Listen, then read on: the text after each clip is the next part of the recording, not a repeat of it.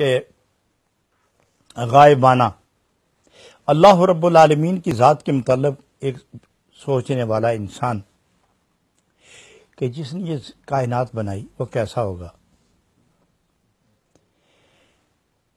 اس نے دیکھا کہ میں ہر چیز پر قادر ہوں، میرے ہاتھ بھی ہیں، میں ہر چیز دیکھتا ہوں، میری آنکھیں ہیں،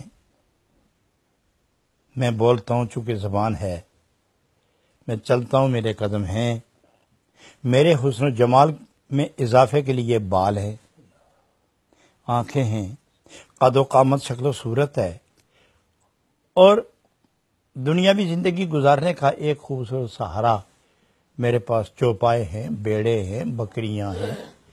میں کبھی ایک شہر میں، کبھی ایک چراگاہ میں، کبھی ایک مرغزار میں، کبھی کہیں کبھی کہیں، کبھی صحرا میں ہوتا ہوں، کبھی دریا اور صحراؤں کی لذتیں اٹھاتا ہوں، اور کبھی آبادیوں ویرانوں سے نکل کر آبادیوں میں ہوتا ہوں، کبھی آبادیوں سے نکل کر ویرانوں میں تنہائی کے نشے لیتا ہوں.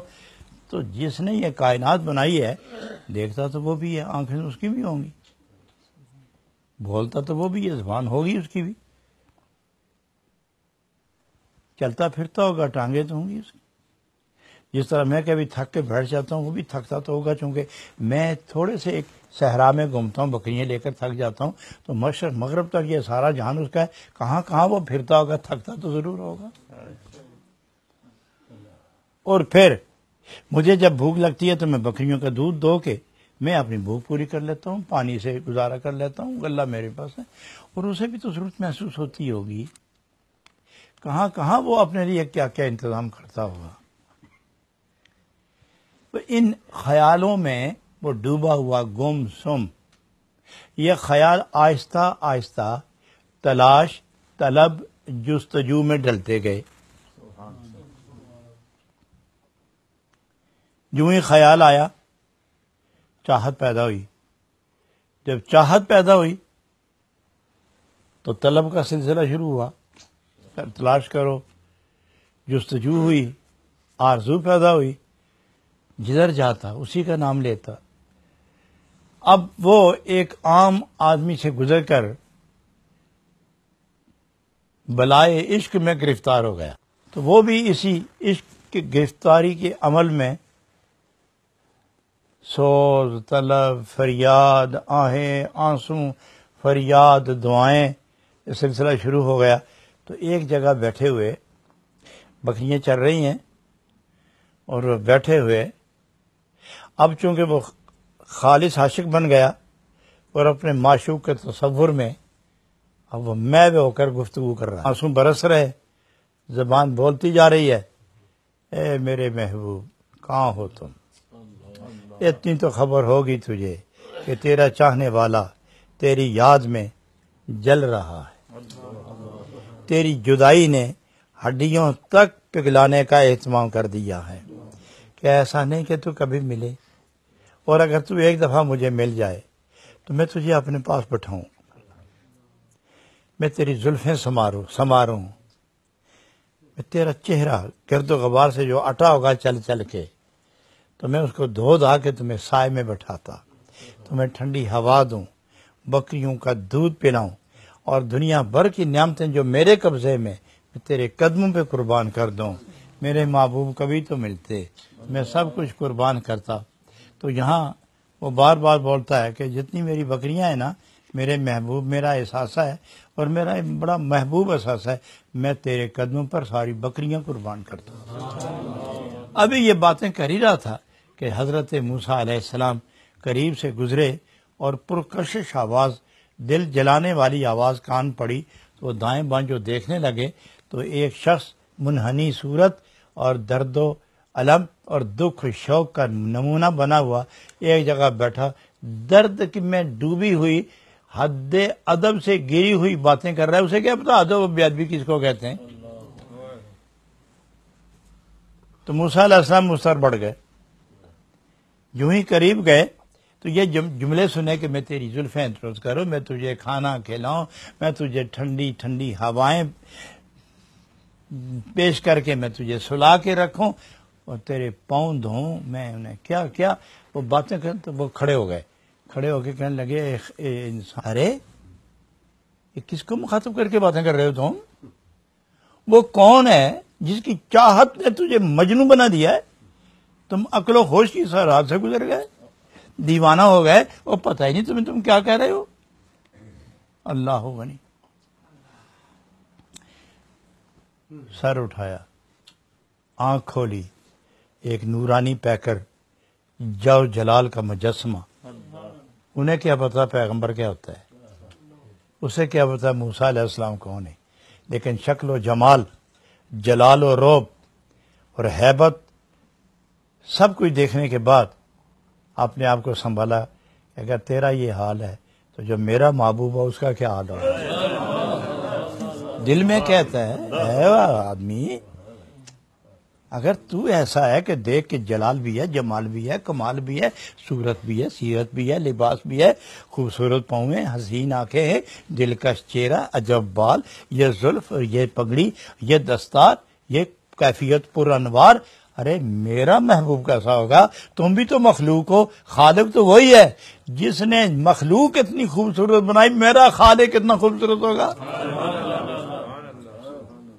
اب وہ تیور بدل کے نا موسیٰ علیہ السلام کی طرف تیور بدل کے بولا، کہتا کیا ہے؟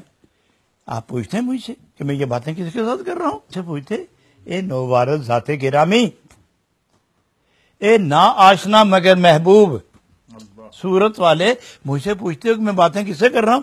اس سے باتیں کر رہا ہوں جو میرا تیرا خالق ہے، اس سے باتیں کر رہا ہوں جس نے یہ زمین بنائی، ارے اس سے باتیں کرتا ہوں جس نے میری بکریاں پیدا کی ہیں، اس سے باتیں کر رہا ہوں کہ جس نے مجھے عقل و ہوش دے کر اپنا محب بنایا، اپنا عاشق بنایا۔ یہ آسمان چاند سورج تارے نہیں دیکھتے، یہ جنگل درخت اور کچھ بھی نہ دیکھو تو میری بھیڑ ہی تو دیکھ لو، میں اس سے باتیں کرتا ہوں۔ اللہ غنی۔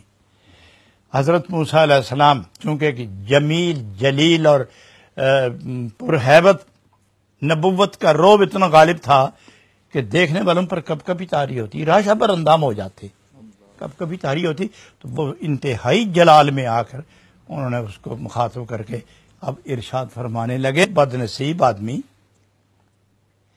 یہ بےہودہ گفتگو کی بنا پر کافر ہو گئے،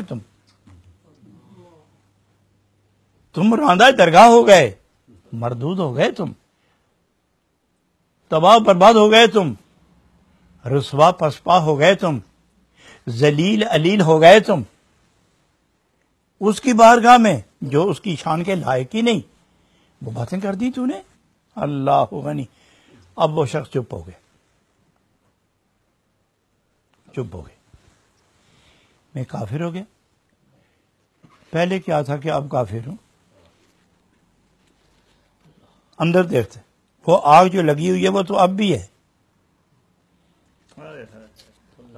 وہ درد جو پہلے تھا اب بھی ہے، وہ طلب جو پہلے تھی اب بھی ہے، وہ سوچ جو پہلے تھا وہ اب بھی ہے، وہ رونق اندر کی جو پہلے تھی وہ اب بھی ہے، وہ فریادوں کا تسلسل جو پہلے تھا وہ اب بھی ہے، وہ صداؤں کا ایک بہار وہ پہلے تھی سو اب بھی ہے۔ کیا ہوتا ہے کافر؟ اور کافر کی ضد کیا ہے؟ میں نہیں جانتا، میں اتنا جانتا ہوں کہ میں اس کی تلاش میں ہوں جس نے مجھے پیدا کیا ہے، میں نہیں جانتا اس بات کو۔ اللہ غنی۔ وہ فرماتے کہ میں تمہیں ایک بات بتاؤں کہ جس ذات باری کے متعلق تم نے یہ باتیں کہی ہیں نا، وہ ان صفات کا حامل نہیں، ان صفات کا وہ حامل نہیں، ان کو وہ برداشت نہیں کرے گا، ان کو برداشت نہیں کرے گا۔ اب وہ چپ ہو گئے، بالکل خاموش، چپ۔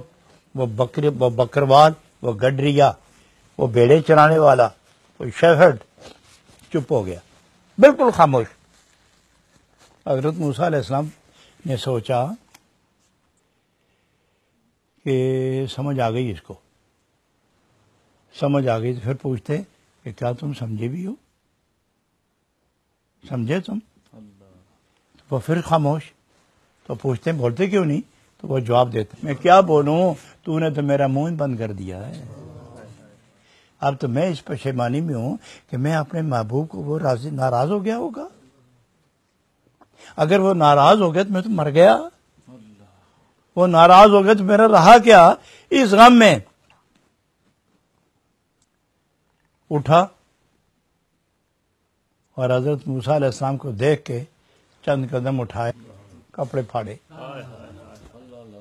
گریبان پھاڑے، زور سے سینے پہ ہاتھ رکھا، بکریاں بھول گیا، خود کو بھول گیا، انجام سے بے نیاز ہو گیا، چیختا چلاتا روتا ہوا جنگل کی طرف نکل گیا۔ بس یہی بات تھی تو فوراً اللہ رب العالمین نے حضرت موسیٰ علیہ السلام کو پیغام دیا کہ اے موسیٰ، اس کو خفا کیوں کیا آپ نے؟ کیوں خفا کیا اس کو؟ یہ کس کے ساتھ بولتا تھا؟